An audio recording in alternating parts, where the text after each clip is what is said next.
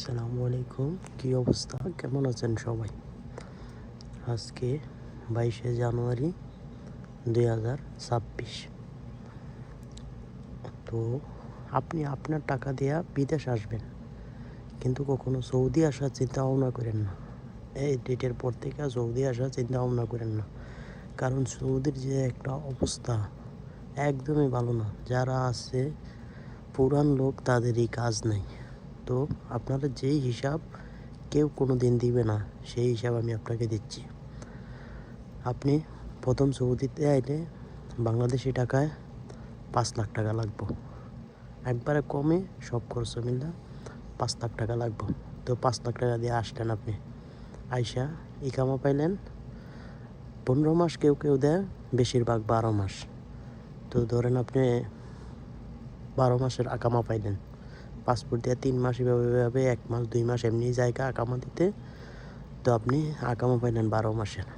12 মাস আকামা পাইলে এখন যে অবস্থা সৌদি আরবের, হেল্পার 2200 রিয়াল বেতনের উপরে, আর বেতন নাই।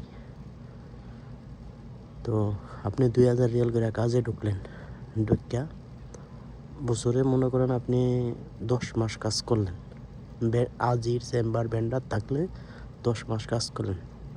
10 মাসে আপনার টাকা লাগলো, টাকা পাইলেন আপনি 20,000 রিয়াল।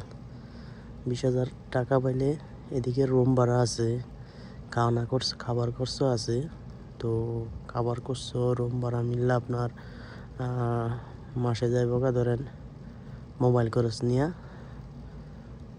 600 রিয়াল। আকামার পিছে যাইব আরও 600 রিয়াল। তা আপনার থাকলো কত? 800 রিয়াল। 800 রিয়াল বাংলাদেশি 27-28 হাজার টাকা। 27-28 হাজার টাকা দিয়া আপনি 1 বছরে বাংলাদেশে পাঠাইতে পারবেন। পরবর্তী আকামার টাকা রেখা হাই সর্বোচ্চ 2-2.5 লাখ টাকা। তো আপনি দেখা যাবে আকামা করে কাজ করে এই যে 5 লাখ টাকা দিয়ে আইবেন, ওই টাকা উড়াইতে আপনার 3 বছর যাইব গা। তারপর আপনি কিভাবে কি করবেন?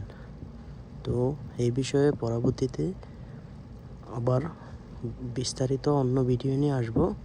এই পর্যন্ত সবাই ভালো থাকবেন। আসসালামু আলাইকুম।